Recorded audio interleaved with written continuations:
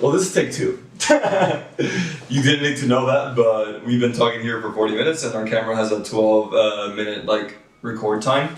And yeah, this is take two because of that. We can put this on the behind the scenes pack. Yeah, on Patreon, subscribe. Listen, if someone wants 40 minutes of him and I rambling and in the dark with no video, just hit me up. Alright? Okay, so basically my name is Juan. My name is Keir. Yeah. I wanted to start doing this because I'm someone who's always been I'm in love with researching information about the world and learning more of it. And I've been watching YouTube videos about the economy since I've been 15 and I'm a computer scientist, right? I never had any interest in actually studying economics in university or anything like that. I was interested in studying philosophy, but I was like, nah, I want to eat. And because of that I studied computer science. And what I've researched and obviously other people have always known this, but I come from a privileged background, so I've been trying to play the privileged background game, trying to go to the best universities, trying to have the best work I can have, and all that, and also trying to gain wealth in my life. I've been I've known since I was young how to be rich, right? I've been taught how to be rich. I'm not Richie Rich controlling the wealth of nations, controlling governments. Obviously, I'm far away from that. But from a personal finance point of view, I'm aware of what it takes to grow your wealth, right? And I've been trained in that. And recently, I started watching some Gary Stevenson videos from the UK, and it finally clicked on me that the very things that I've been taught that make me rich are what make other people less rich or less powerful. And it basically comes from the one concept that it's your propensity to consume is much higher if you're low income than if you're high income, right? Because our needs are the same, right? Regardless of we're both humans, we consume the same amount of water, we can live on the same amount of food. And even if I buy a really expensive steak, it might be $300 and that's an insanely expensive steak. But if I'm not a billionaire and you're someone that has a net worth of 10K, you're what a billion is you're 100 times if I'm a billionaire, I have 100,000 times your wealth, right? And I'm only spending but you 50 times. You wouldn't consume 100,000. Exactly, I wouldn't consume 100,000 steaks that you would, right? So even though a billionaire is 100,000 times richer than some other person, they don't consume 100,000 times those things. And so what that necessarily means is that low-income people spend more money in goods and services, and rich people spend more money in assets that generate more wealth for you. And basically I wanted to start this channel because I wanted to become more aware, and I don't think that this will, hopefully it grows really large, but let's say that it doesn't. Its real purpose is to convince a handful of people that they will go on to convince a handful of people themselves, right? And the entire thing here is that I'm a capitalist with a twist, I'll explain later, liberal, that wants to maintain the freedom that we've had for the last 80 or so years in the world, and varying on country, varying on place you live and ethnicity maybe. but regardless of that, I want to maintain that kind of system that has existed, and I believe that the system is slowly destroying itself because of inequality, and you can see that in the election of extremist candidates, especially more saliently than ever, Donald Trump in the US. I've gotten Keir to work because Keir is a historian and politician, politics study. How do you explain it again? Political science major. Exactly. So he's here to help fact check me because I do not have the tools. I don't know if you research papers in my past, but I am not a researcher. This man is much more equipped to do this than I am, and he knows a lot more about history than I do. You flatter me. I feel maybe I know more than I want to give myself credit for, but because I have no structure around it, it's literally been all a few books and YouTube videos. And I say YouTube videos as I watched 3 YouTube. No, I've watched hundreds, if not thousands, of YouTube videos about world history and the economy. And it's at some point that will drill something in your head. Yeah. But obviously it's not, I haven't learned from any professor or someone that's an expert in this. It's all been very me being curious and trying to learn more. Well, that's I think curiosity shouldn't be seen as something of the amateur realm, but rather it should always be a guiding force for enlightenment education. Yeah.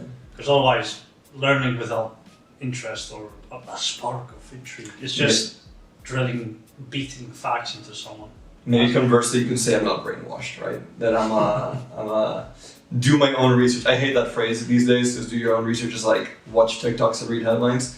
But I think what also the fact you brought me on is not only because I do have some skills or expertise I can bring to the table, but more as a like balance, I guess.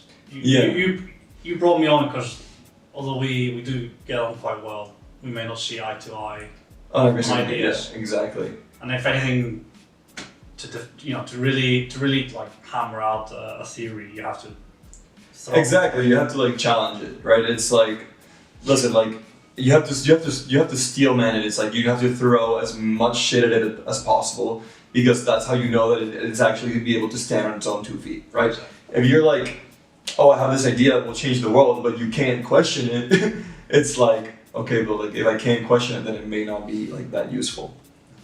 And like we were talking about how like inequality is like inevitable, but now I want to discuss how inequality is bad. Because like for most people it's like somewhat obvious, but some people will say like, oh, like it's not that bad if like inequality is a problem. But to me, like inequality in itself, even if we were materially the same, like even if my material conditions don't change, I think that in itself it's bad because like it leads to like abuses in power, right? Because if I have more power than you, like let's say I'm like a 2,000 like pound guy and I hit you in the face, are you gonna try to hit me back? It's unlikely. Cause yeah, exactly. Because I'm just gonna hit you again. Well, at a certain level of force, I just wouldn't stand up again. Well, exactly. Like, that's another problem with like abuse. You can absolutely like power differentials can absolutely destroy someone into the ground. But like a power differential is something that creates like adverse reactions where like you can't interact normally with people because you don't have power over them, right? And this is in itself is a problem because like it leads to like people that are low income being incarcerated at higher rates for the same crime that people of high income, like a DUI or something like that. And in general, I think that leads to like injustice, and injustice leads to anger in the people. And we live in a democracy, right? And I think like democracies are imperfect, but it's the best system because as long as democracy is maintained, you can change your mind, right? You can like, oh, this shit is fucked, let's go back, right? Oh, let's go do something else. Like that's why I believe in democracy. It's like I don't care if there's like I'm not a socialist, and I'll explain why I'm not a socialist, not a communist. But like when a socialist gets like elected, I'm like, listen, like I'm not sus yet because you're still like saying you're democratic, right? The moment you become undemocratic, it's like, okay, now I'm having a problem with you, right? But if you're like a socialist and you're completely democratic and believe in the values of democracy, then I'm good with you because you're like, okay, like at the very least, if you suck, we can change you, right? What happened in Venezuela is like they masqueraded as like socialists, and to a point they were, right? Like giving a lot of money to the poor, like very directly, and stealing like property from the rich.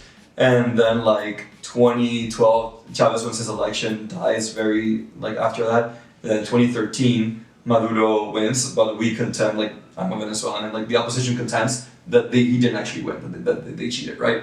And then that became very, very apparent when 2016, like the assembly won like a 2/3 majority for the opposition, and they just dissolved it. And it's like, well, if 2013 wasn't clear enough, 2016 has made it entirely obvious that it's no longer a democracy.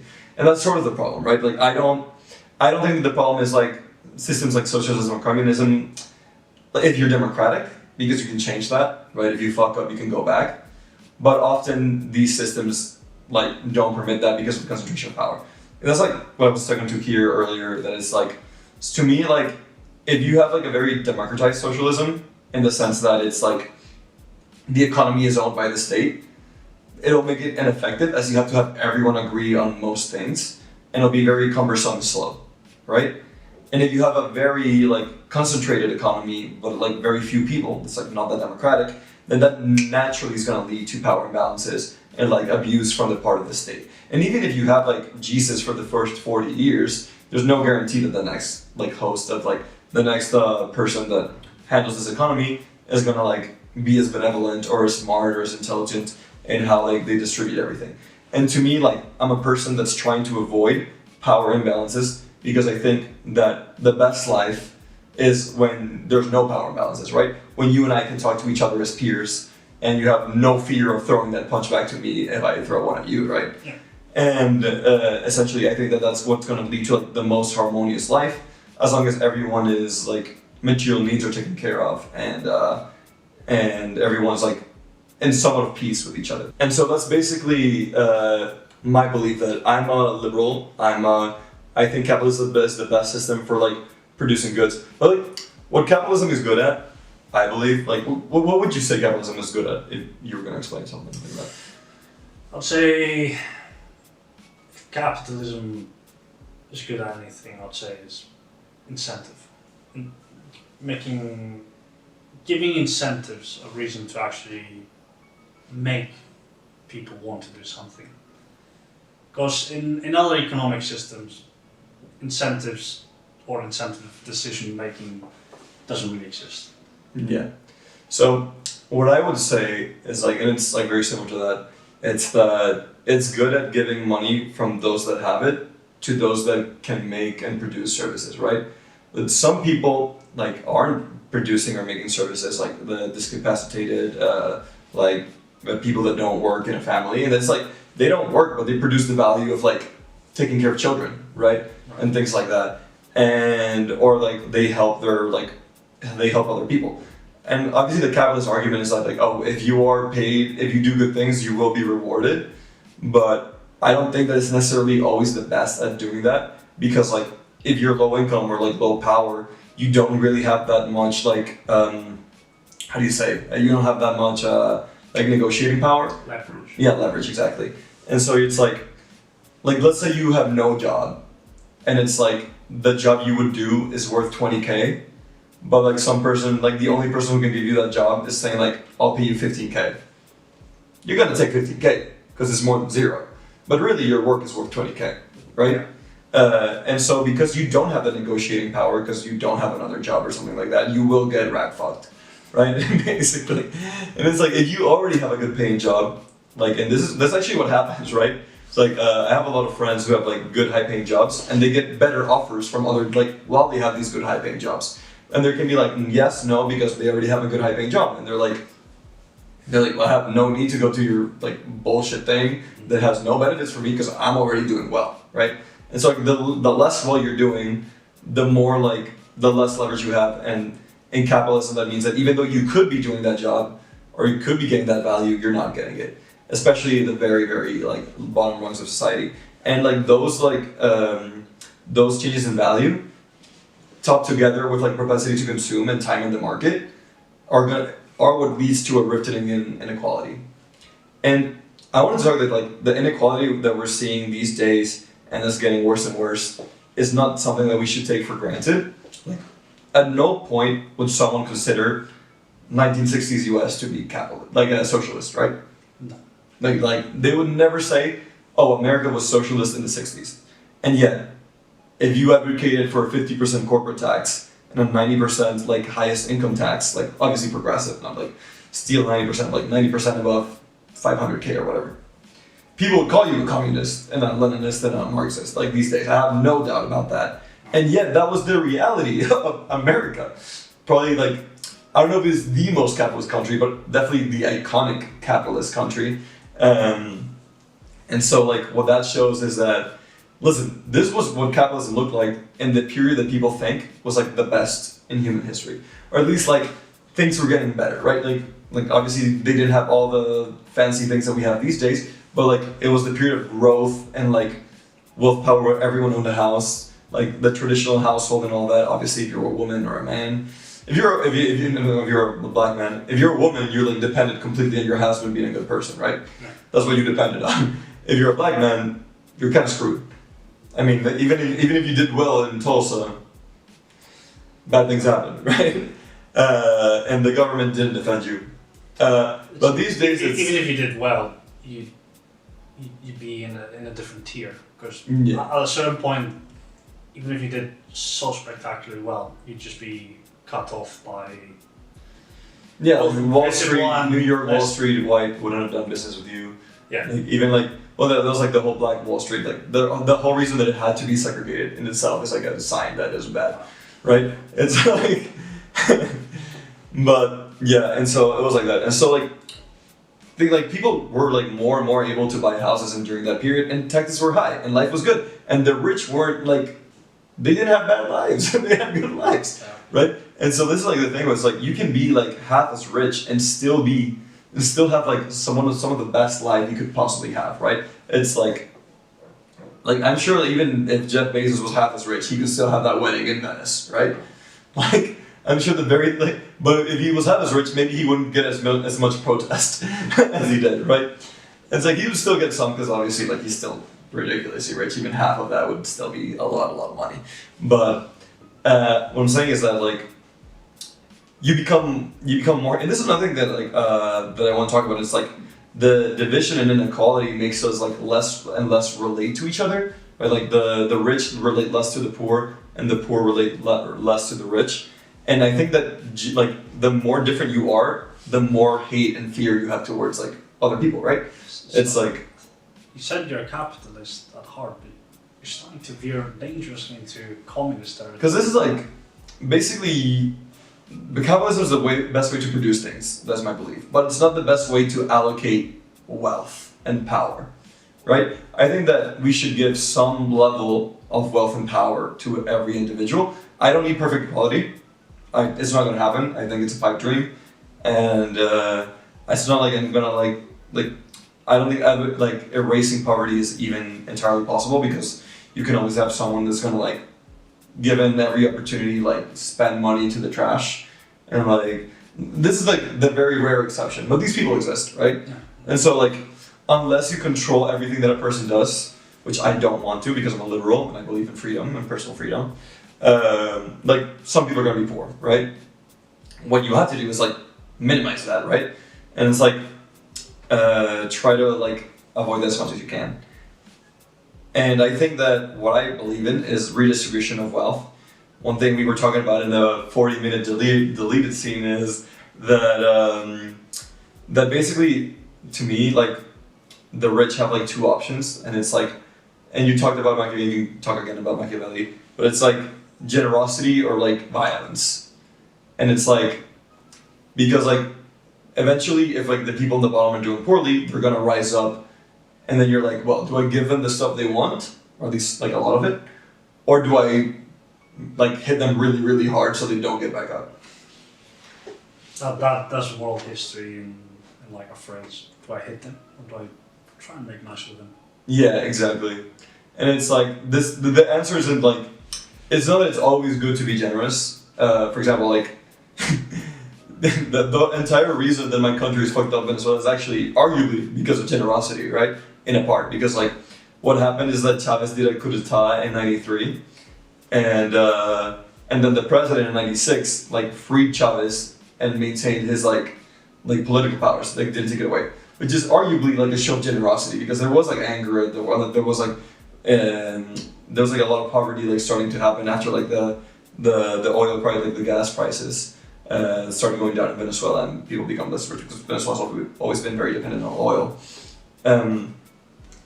And so like people were mad, and this was like a sign of like good faith from like the president at the time. But then Chavez won the election, and everything got fucked after that, right? As he accrued more and more power. So arguably like generosity isn't always like the right choice. Sometimes you do have to have like the power of the state incarcerating people and limiting what people can do. But unless you want to do that to everyone, right? You have to be generous more than the other thing. And I don't know, do you have something to say about that?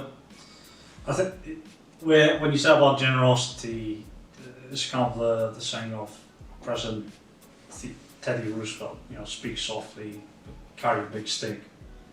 Give clemency where it is due, but do not be overly kind or soft.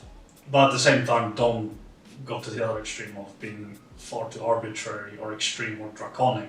Because it's always about temperance, finding a middle ground. And Machiavelli said, for rulers, the best rulers are both feared and loved. he said quite cynically at the time, based on kind of medieval, or more Renaissance style politics, if you can't have both, it's better to be feared than loved, because at least fear can, keep yourself safe. Yeah, they won't rise up. The people won't rise up. Exactly. And then what I'm trying to argue is that this ability to maintain have fear from the state that you can't break the laws is easier, and you have to use your stick less often if people are better off, right? Yeah. So if people are better off, you won't have to use the stick that often, and they won't mess with you, right? If you're rich and they're doing well, they're less likely to mess with you or be angry at you or protest your wedding, as they've done with Bezos. It's also not just about having people cower in fear and toe the line constantly. It's also not trying to brainwash people, but rather make people have a reason to actually want to stay within the system. Not love it outright, unquestionably, but have a reason to feel some level of connection, pride.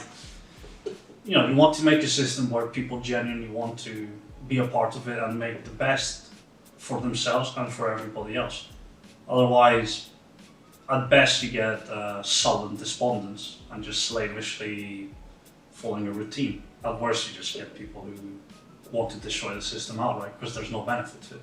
Yeah, and I think the last part is a little bit what we're seeing more and more with the rise of anti-establishment and extremist candidates. It's I feel I remember the Democrats saying listen, no, we strayed too far from the center. That's why we lost the 2024 election. And I'm I don't think that's why you lost. I think that why you lost is because everyone is mad at the establishment, right? Things have been getting worse and worse for people.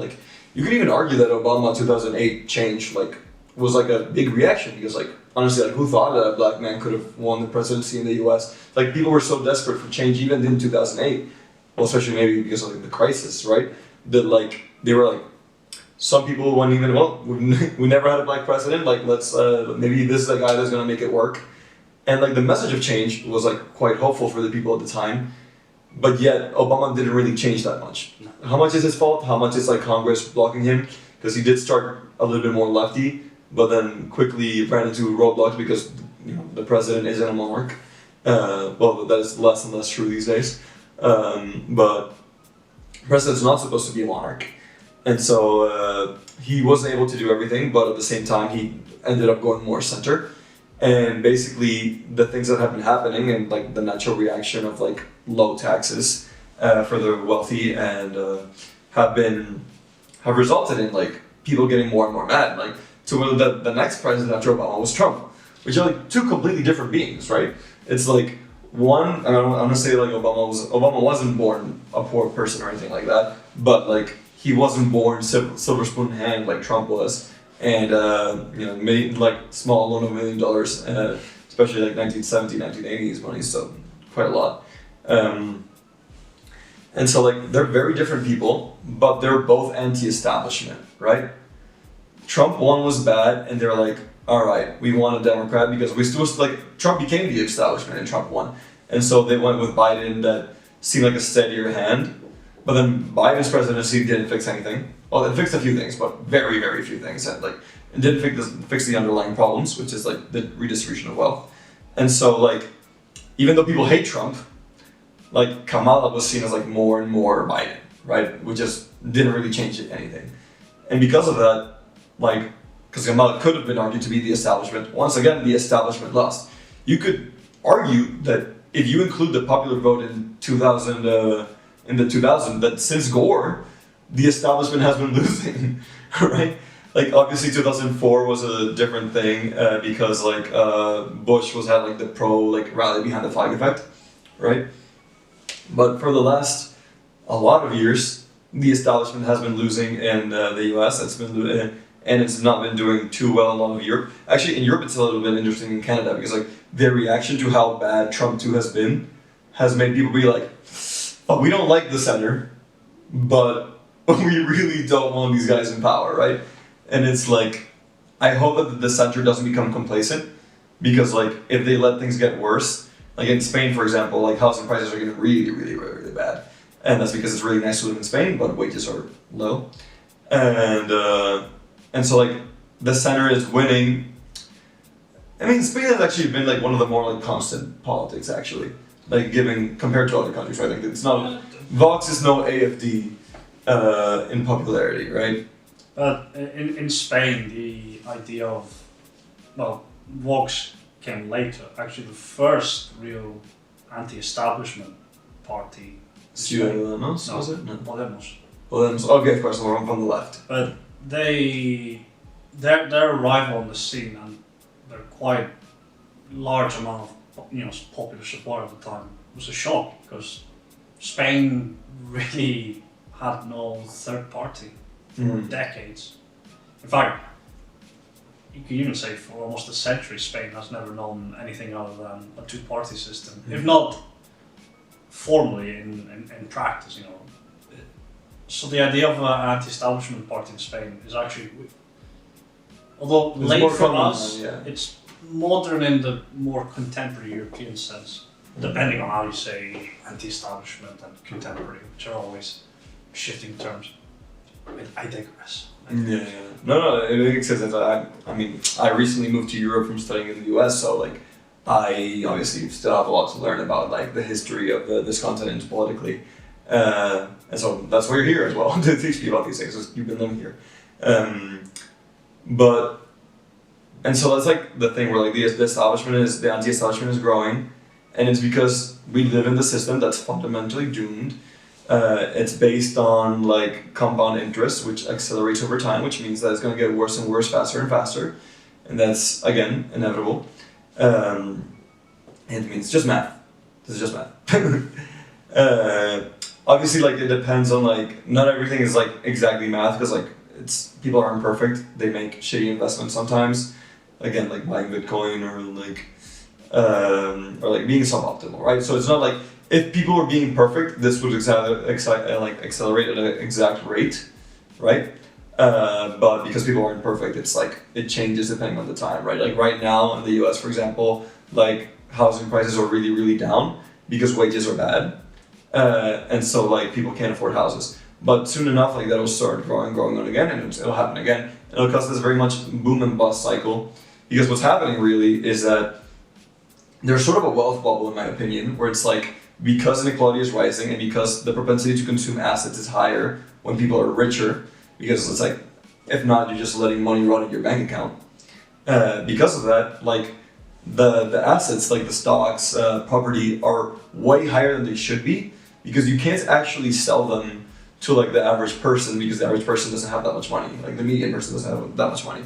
Right, average is different, right? Because if you have high inequality, average might be really high, but the median is like the actual person in the middle that has more than half and less than the other half. And so, because the median person doesn't really have that much money, like these assets have an inflated value that only other rich people can buy. But the problem is, rich people don't even need them, right? Because they're already living a really good life. So, because rich people don't actually need these things, like it's not as valuable as like they think. It's only as they believe it is because, again, this is not something that they need. And so this will continue to happen.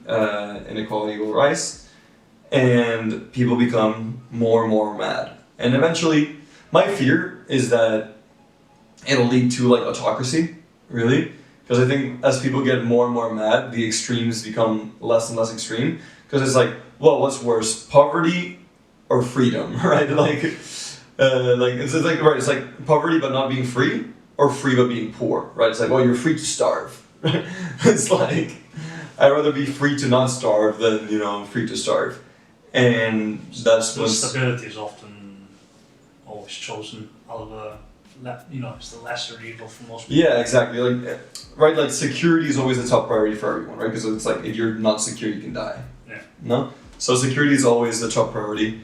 And I think that can lead to a lot of like negative consequences.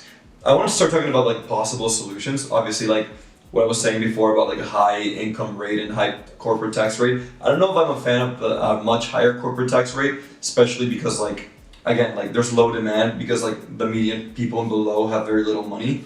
Like corporate like there's gonna be lower revenue for corporations, which means that corporate tax might be a bad idea. But high income tax, if like 90% income tax, if you make above 500K in the US or above 300 or 200K in Spain, I believe is reasonable. But also I was like, I want to talk about payroll taxes, because like payroll taxes are basically this thing that they have in Europe, like at least in Spain, but like I imagine a lot of European countries and also the US, which is like the companies pay to employ you to the government. And that's money that they would spend on you, that they could give to you directly, but they don't because the government makes them pay for it. And it's an inefficiency in the market of like hiring people. And for all the libertarians and all the pure capitalists, they're like, obviously it's an inefficiency, but like the pure capitalists are enjoying their wealth from the assets, so they're not too worried about the payroll taxes these days, right? But the payroll taxes is arguably like the biggest inefficiency in the job market, because it's like literally it costs people to hire, right? It costs you to hire a person. And so in that way, like beyond what you want to pay that person. So because of that, I think that that's like something we should really take a look at. And so essentially, like now that we live in a much more unequal society world, that our grandparents, I don't even know where, right? How old are your grandparents? Like when were they born? After the end of the Spanish Civil War. Okay, so they. I think late 40s or early 50s. Okay, so they would have been adults like during like the reconstruction of the West, like of Europe, like post-war, and all that, and like again they had less luxuries back then, but obviously it in general used to be more equal place, especially like the 60s and 70s. I don't know exactly Europe. I'm speaking more about my knowledge of America here, right? But we can go back to that, and the way that, and because it's more unequal now, you can't do income taxes as much because there's already a big wealth differential, right? And because there's a big wealth differential, then you have to do other things. First of all, I would get rid of payroll taxes for the median like the median person down. Like there's no need, the government needs to like do that. And even then, that would only take away like, at least in the US, like 3% of income. I think in Spain that's more equal. Maybe the math would be different, because it's again like the median voter is like 26K, like you mean income earners, like, so it would be, I think it would be more like in Spain it would be maybe like a bigger percentage of like the income that the country receives, but in the US it would literally only be like 3%, right? If you just like cut every single payroll taxes for like the median income earner down. So that'd be like step one, like make their lives slightly easier by having more money, because they would be getting paid by the companies that money that they spend on. Well, that's assuming the companies would actually. Well, I'm assuming the companies are like spending it anyway, right? Maybe this is but it's like, a cynical opinion. Unless you're making minimum wage, I think it would happen, right? Because like they're spending 19,000 on you anyways, and they want to be competitive about you going to them and not going somewhere else. I know you can be cynical that they don't always pay you exactly how much you deserve, but at the very least, they should be paying you more. Like, whether or not that's like enough, we'll see. You can also lower income taxes as well, right? But I think payroll taxes are like, more people will have jobs if you lower income taxes. If you lower payroll taxes, if you delete them, right? Just because companies will be able to hire more, right? In theory, yes. Well, yeah, like, but like, let's say that like you pay 2,000 for a minimum wage worker, like maybe like 1,500 minimum wage worker in like Walmart. Basically, if you delete those 10 payrolls, you can hire another person, right? But the thing is, with most corporations, the idea of payroll tax, as you've described it, is noble. It makes sense if you're trying to be, stand out in the market as the best place to work for, and therefore attract the best talent. But then the profit-seeking nature of corporations and shareholders doesn't exactly align with how they would act in practice versus what you described to me. And I'll point out the fact that most corporations nowadays, the idea of a fiduciary duty, if you were to go about and just say we're giving out like widespread wage increases without a good reason, and I don't mean good reason as in moral, I mean good reason as in for profit making reasons, you run a serious risk of getting chucked out of the power. To me, this is like completely like the problem of like misunderstanding, like, because I think like shareholders don't even understand their own interests, right? Because I feel like if you have a happy and dedicated workforce, they'll do better for you, like most of the time. I agree. So I it's agree like with you. they're not even being smart for themselves. But like the companies that are smart for themselves and like will raise wages but yeah, obviously this maybe you should also lower the income tax. But the other side of this coin is that you also pay for more things by taxing land and property. Property I like less because I think it de-incentivizes like luxury building and like the actual construction process. I like land because it's like it's like there, right? And like calculating the price of land may be difficult, but it's possible. It's definitely possible to calculate how much land is worth. And I think that by shifting the burden from the workers to the owners, you're gonna get like a thing where like the assets, like obviously the rich are like the rich will spend more money on assets, making that less profitable than like having a wage is a really good idea, right? And I think that it will actually incentivize people to work more because you will earn more from working than you will, like if we change the tax code, not from what exists right now, but if we change the tax code to like raise really, really high incomes but lower every other income, like average down basically, every income tax, I mean, and then raise like property taxes and land taxes, then that will necessarily mean that like only the people who have already succeeded, that are already on a home, have to pay like the land tax, right? Yeah. If you already own a home and if you're being productive, and it might suck if you like, obviously this could suck that like if you're like someone who like inherited property but doesn't work, it's like sure you're a loser, but honestly as well, someone has to lose in this game and better be the person that's not being productive than the people who are working their fucking asses off and still losing, right? I think maybe one way that you can try and correct a bit the ever widening gap of inequality is get progressive taxes in and then crank them up like much harder. Because I see what you mean. Like we don't want anybody to feel like they're being punished for being successful. We want to incentivize people to actually make good for themselves. But usually it's usually the other way around with the tax code, at least nowadays. You get punished more, you get punished fiscally, taxed more, usually at the lower end. Who pays more taxes proportionally? Somebody who say earns 30k or somebody who earns 500k a year. You could say the guy who earns. Depends how you earn that money. Like how you earn that money. Depends on how you take. Like why? Because it's capital gains will probably lower for the person who owns, but if it's income like a salary, like obviously the 500k person will pay more. But they pay more as a percentage, right? Yeah. But in absolute terms, like if I get taxed 20% of 30k, I'm not good at math. This is why I studied history. Yeah, 6k. 6k. 6k means a lot of money for someone who Yeah. only earns. But what's like 45% of 500k? Yeah, it's gonna stink. Like it's a lot of money. 100. Yeah, it'll be like almost 250k, like 200. Without resorting to like satire, like somebody's paying 500. Someone gets paid 500k and gets taxed 45%. If he really feels sad that he's lost all that much money, he can still wipe away tears with like dollar bills. 200k more than the other person has, right? So instead of having regressive taxes, just go progressive all the way. And that way, first stages, Yeah. you know what, go radical. No income tax up to, say 50k. None. Absolutely none. Why? It makes people generally want to go hard.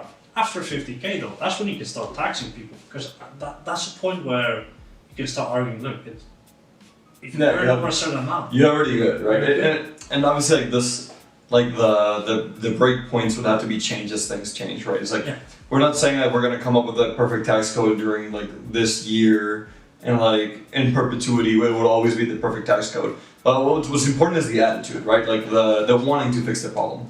And in our like this is what we were ending on when we were talking about last time. It's like going beyond like obviously there's a lot of like cynicism and like bad vibes going around about the economy lately with like pure intention.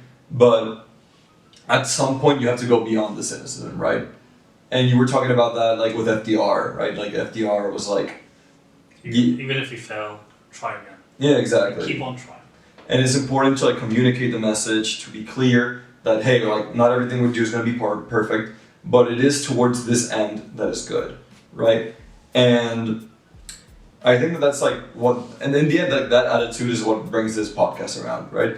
Because it's like, well, this first episode is going to be talking about inequality, and then we're going to be do videos on this topic, and then we're gonna like, given this theme, we're gonna discuss like current world events, but we also might not. We might talk about things that don't relate to inequality, right? Maybe we'll talk about the war in the Middle East.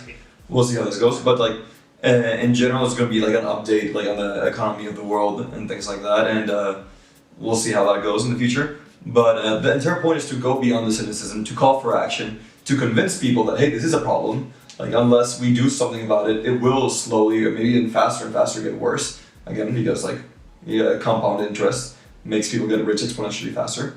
And so as this problem increases, we don't have to live like this. Life can be better, right?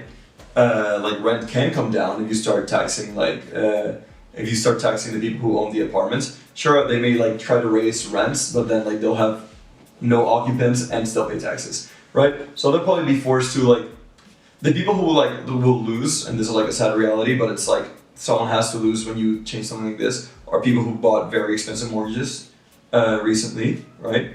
Those people will lose money like once this happens because the value of the assets will lower as it becomes a bit worse investment because you have to pay taxes on your property and your land. But the reason I like land as well is because if it's like an apartment building, like you're taking up less like land, right? It's more space physically, but it's only land, right? And so like maybe in the future it won't be land, but like a space tax. But I like land because it makes it so you have to build higher apartments where more and more people live. Well, but land taxes do take into account like a sort of value for the location. Yeah. But what I mean is like, if you have like a mansion in Manhattan that's like 3 floors high, or you have a high rise, but let's say it's like the same land, the mansion is gonna have to pay a lot more because it's land that people want to live in a lot. Like the people there are gonna have to pay a lot more themselves than the 300 people in the apartment in the high rise, right? So like the amount of tax you pay per land is the same, but people will pay less if they live in apartments, right? And so this incentivizes like high rise building and having more people concentrate in the city, and more that's the reality of life as farming becomes like automated by like tractors and less farmers are needed. More and more people will have to live in cities, right? And I don't want to make it a concrete jungle that's fucking ugly as hell, but like we can put like building limits and stuff like that, and that can help with that. But obviously we want to incentivize that people don't have to live like 2-hour commute away from the center of the city if they work in a Starbucks in the middle, right? Yeah. And in general, that's why I'm pro land tax. I think it's difficult because I think you have to pay for a lot of assessors to work in Hacienda here or the IRS in the US. That will basically be saying like, what is the worth of this land? And then you're probably gonna have people be like, no, it's worth much less than this, so they pay less tax, you know? And it's gonna be like, obviously it's gonna be like, it's gonna be interesting how they calculate that and how legal it would be. But I think that's like a good way to go about it. Like make owners pay more and make workers pay less. So ideally that's what you would do for like land tax and make workers pay less. And I think in general this should lead to a better world for most people. Like this podcast, like it may come across as like being like generous, and I would like to think so, but it's also very much self-interested. Because I'm of the belief that I'd rather be like liked and not hated as a person with money than I would like to be like twice as rich. You know what I mean? It's like your own personal security and your peace of mind is much better if like no one hates you or wants the things you have, right? Yeah, don't give people a reason to, hate you and go out of their way really.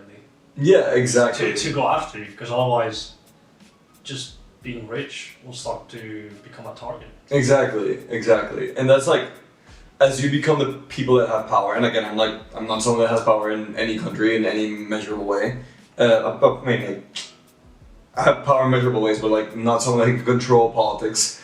You're not despotic, not yet. I'm not there yet. Yeah, maybe one day. But like, what I'm saying is that like I think it's in the interest of the powerful actually to not be so wealthy, to like give away money. Just like you'll have more peace of mind, like you'll have a better society. You know, a lot of people like leave California or because like oh the middle of San Francisco is ugly now, right? It's like, dude, like make it better. Give away your money, like make the places where you live better spaces. Like when your house has like a fucking hole, you don't usually go a new house. You usually repair it. Like maybe some people would buy a new house, but it's like the logical thing to do is just repair it. Make your living space better. Make the world better. You can't escape. Like you can escape from city to city, but eventually, like if the entire world is fucked, like there's nowhere that you're gonna be able to escape, right? In the line of self-interest, I know this will contradict what we were saying before about kind of taxes, but if you clean up the areas you live in, like you said San Francisco, people are leaving because they said it's ugly, it's like hell on earth. At least the fear mongering, that's what I've heard. The Tenderloin is ugly, the rest is still beautiful. But ironically, out of self-interest, if you want to increase your assets, you clean up the area, because if nobody wants to buy in that area. Yeah, and I think there's like very much short-termism and individualism and like lack of foresight. Like back in 2,000 years ago, right? People had to plant a tree to like have apples and like in 20 years, right? Yeah. I don't know how long, I'm not a biologist, but like, right, like you had to really, really plan ahead and life was a lot slower, right? Life was like, all right, I'm planting this now, and farmers are still like that, right? For example, but like for our like office jobs or things like that, we're like much more like we require things to be faster, to be now. It's not fast. It's now. And I think that like, like we like fuck around with kids for having no patience, right? For being like TikTok makes people only like think in 30 seconds at a time, but arguably like. That's happening everywhere, right? It's like, oh no, like this can't benefit me right now. I have to leave because I can't leave, right? Back in the past, it's like, all right, how are you gonna leave? Like, leave where? Hey, you're gonna travel. You're gonna like, you're gonna like do a 2-month journey. But like the whole leaving the place actually brings up another point that to me is a very big part of the channel, and I think that a really, really important part of this is global cooperation, because I think that. If your country like raises taxes a lot, like on property or things like that, or like for the rich a lot, like certain people, like high wage earners, if we do like really high like income tax, like you were saying, like high wage earners will flee your country en masse, like and things like that. And like if our tax codes are too dissimilar, then that's gonna create issues. And I'm like. From the opposite side of this happened with like the U.S. recently. I don't know if you like saw like in their one big beautiful bill, they're like, oh, for countries that have like what we view as unfair taxes for U.S. corporations, we're going to tax individuals from those countries like higher, right? And that's like pretty far out there, and it was used to believe that taxing was like a completely like sovereign thing, like a completely national thing. That it didn't bother international politics, but taxes do affect it because like people go different places depending on the tax code, like how much money they're gonna end up keeping. And so I don't need every single tax code to be the same across like the West or democracies, but they should be similar enough or like in the same vibe where like we don't have like let's say like an abundance of like talent, like high skill talent in one country, but like no like low skill. Or like the opposite, right? Like we have to have a balance in society for things to work well. And in Spain, I think there's a little bit of like the lack of really, really high skill talent because there is like more expensive taxes on high income. But like that's just because they can go other places. I have to disagree. I have to disagree there. The reason why Spain, at least in my opinion, has what we call brain drain in like economic terms. High talent, highly educated individuals going abroad. It's not necessarily because of taxation. It's really because of a lack of opportunities. Well, yeah. More. I guess would be more lack of well-paying or well-worthy opportunities. Yeah, my question is a little bit how do you get those opportunities, right? Because you get those opportunities by investment and people who know how to like bring new ideas and create corporations, right? And so like they create corporations a little bit what I was talking about. The investment is another different. I'm not sure, but like capital gains are taxed higher here for sure than they are in the U.S. I'm pretty confident about that. And so in that sense, like Spain is already seen as like a less desirable place to invest in because it has like higher taxes. And because of that, a lot of money, and a lot of European money actually goes to the US and the US stock market. And it's like a thing where like you have this really educated public, arguably overeducated for the amount of capital that's invested in. But because like a country like the US that's also somewhat like educated, but I would argue in percentage terms less educated. Like obviously there's a large amount of educated people in the US, but a lot of people also like go there to work and live there. And obviously the brain drain. And I think like if you had similar capital gains taxes between the US and Spain, then the investment would be more on par with each other, right? And it's like, and this is what I'm saying, that like taxes in different countries actually do affect you because we have somewhat freedom of travel, right? We don't have complete freedom of travel, like it's not the EU everywhere, but like it is possible if you're a certain kind of person to go somewhere else. Well, what we do have is freedom of capital, right? We don't have freedom of residence, but we have freedom of capital. Like no country, like very few countries in the West will say no to you investing money in their country, right?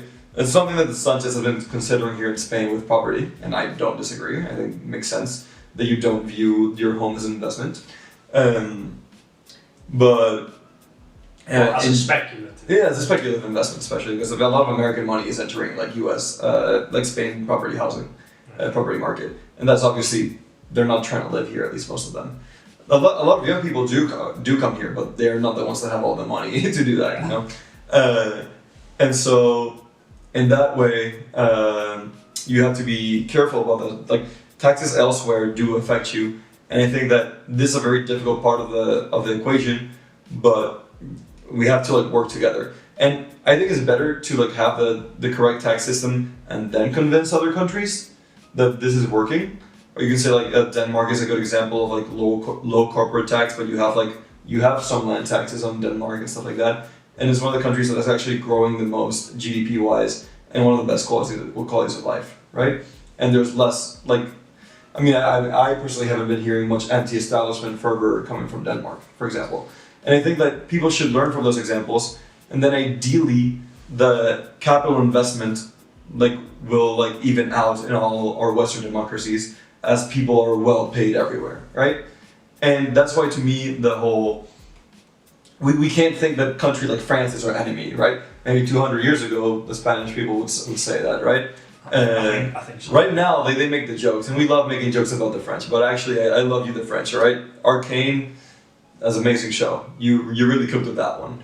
Have you watched it? No, I haven't watched Arcane. You have to watch Arcane. You will enjoy the French more if you watch Arcane. I like the French.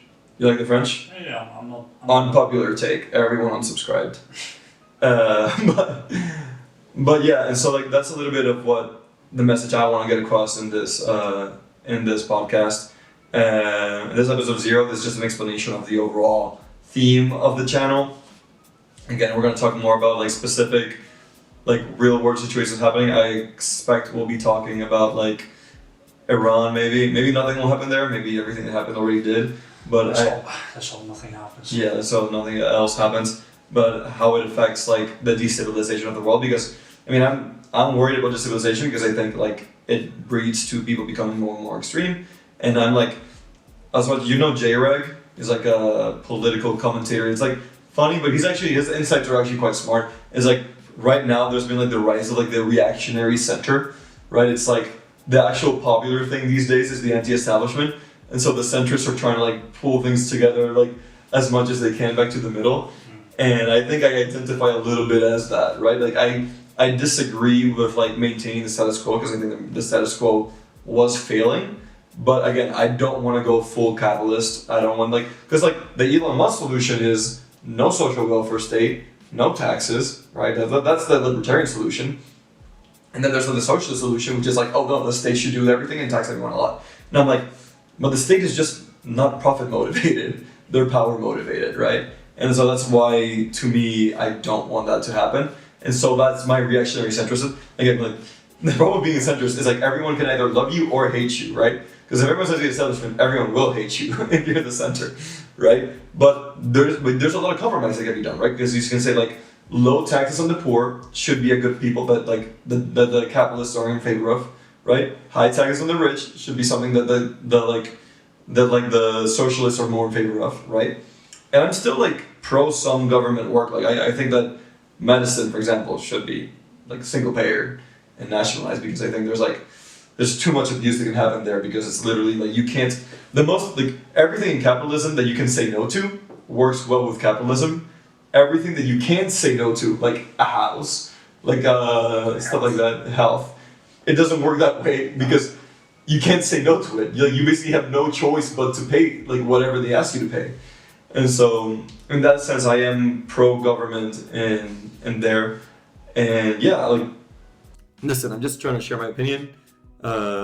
Trying to get people to at least engage with these ideas, and if you disagree, you can always comment below and say how I'm an idiot, how I haven't considered these things, and I would love to entertain those ideas. And if you make a pointed question, we'll try. There's actually a good idea. If people ask questions in the comments, we'll answer them in the next episode, right? And we'll give our opinions on them, and that way, because the whole thing we're saying is that we're trying to steel man our arguments. At least I am. These are my arguments more than anything. I mean, I'm sure you have some, but I'm trying to steel man, make sure that my ideas are good and are strong. And so you have something that you think will devastate my ideas, bring it along, and we'll discuss it. But yeah, I think that's been more than enough for today. We quite have rambled on, maybe more than you, I'd say.